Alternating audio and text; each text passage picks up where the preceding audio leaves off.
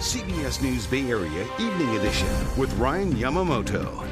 Right now, voters in Oakland are choosing the person who will lead the city as it tackles serious budget problems impacting public safety, education, and so many other vital services. The top two contenders in the race for mayor are former Congresswoman Barbara Lee and former Oakland City Council member Lauren Taylor. They made their cases to the voters. Now they're waiting for the results. Taylor dropped off his ballot today. He's looking for a better result than in 2022 when he narrowly lost to the now recalled mayor, Sheng Tao. Barbara Lee voted last week. She is looking to return to the town as mayor after serving more than 25 years in Congress. Most of the voters we spoke to say crime is a top concern. I've been watching the stretch of foothill that I drive for 26 years deteriorate. Well, I mean, just look at the Seminary business district right there, where the Walgreens used to be, and now it's boarded up with graffiti all over it.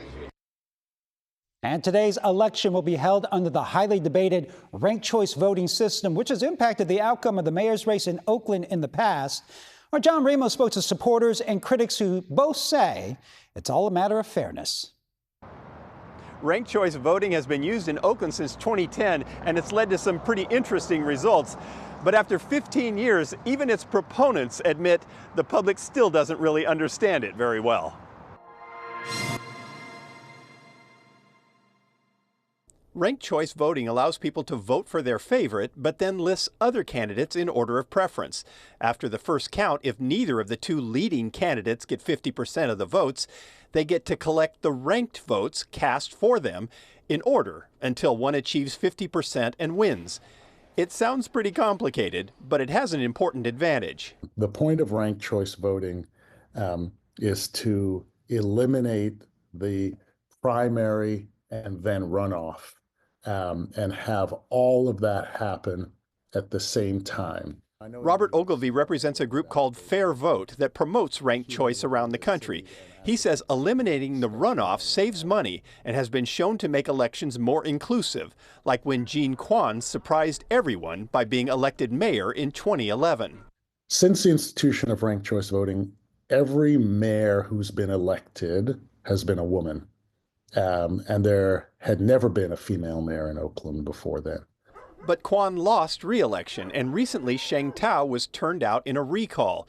UC Berkeley professor Dan Lindheim thinks it has to do with ranked choice. Since Sheng Tao only had a third of the votes as people who really supported her, it wasn't that hard to pull together 2/3 of the vote because these people had already voted against her as a first place candidate. Lindheim believes a ranked choice victory sets an official up for failure because they never had a broad enough base to begin with. And I believe that that's one of the most serious problems about ranked choice voting. There's sort of a crisis of legitimacy. People don't really believe that the person who won on ranked choice voting deserved to win. But it certainly has put a strange twist on the way people run for office, since it's important to appeal to other candidates' supporters. So when you fill out that ballot, Barbara Lee made a video campaigning for her lesser-known opponents in the mayoral race. Like Rania Webb, Suze Robinson, Elizabeth Sweeney, and President Christina Grappo. And one of them, Elizabeth Sweeney, appeared in a video with Lee's chief opponent, Lauren Taylor. We are both running for Oakland mayor in the upcoming special election.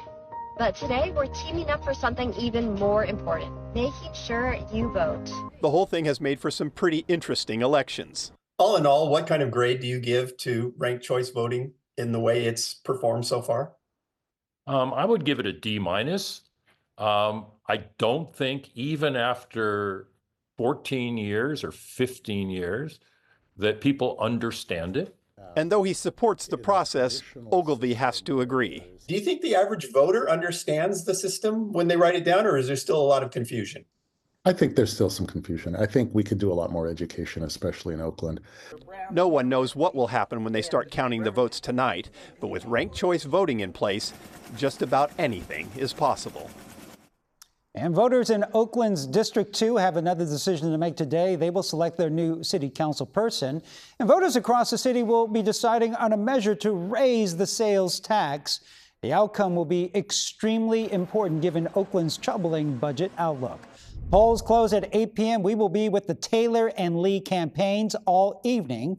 Stay with us for real-time results on the CBS News app and on KPIX.com.